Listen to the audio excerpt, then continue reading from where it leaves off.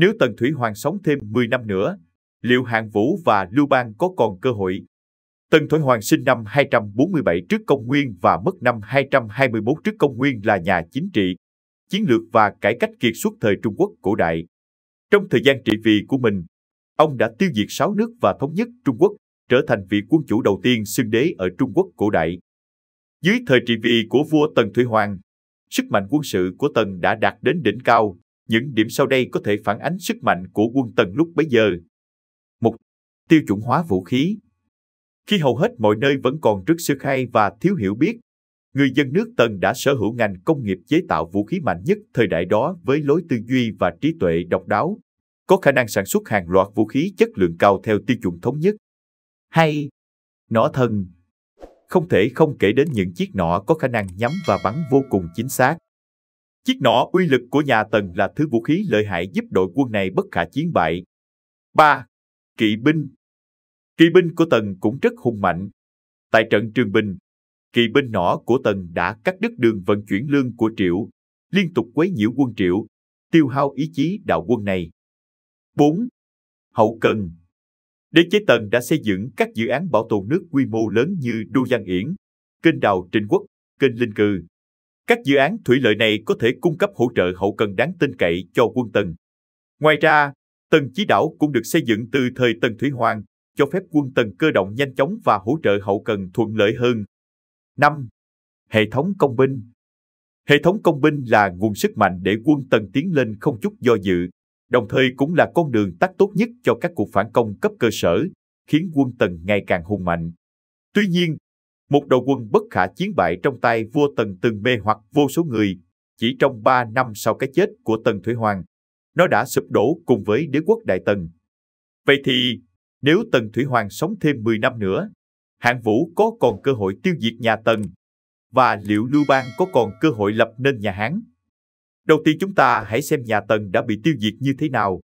Như chúng ta đã biết, Triệu Cao góp công lớn đối với sự sụp đổ của đế chế Đại Tần. Nhiều người cho rằng Triệu Cao chỉ là một thái giám, làm sao có khả năng lớn như vậy?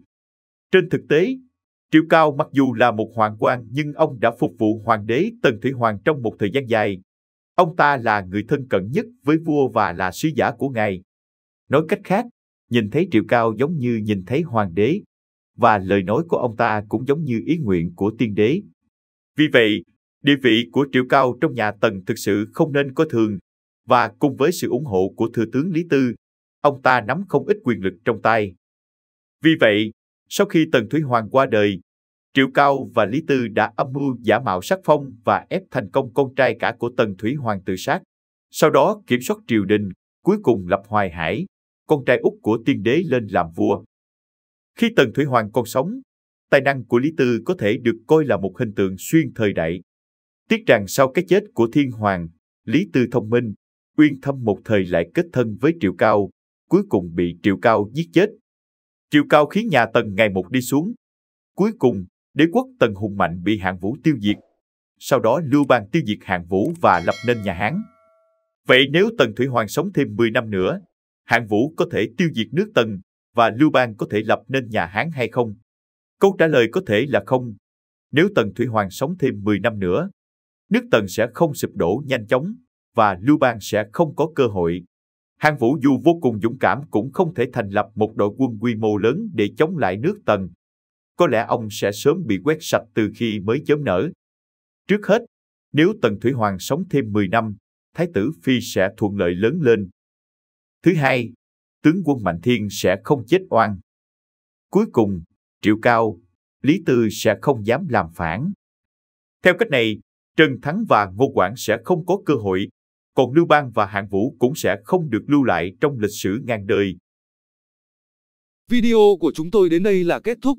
Cảm ơn tất cả các bạn đã quan tâm tới xe hay V88 và theo dõi video của chúng tôi.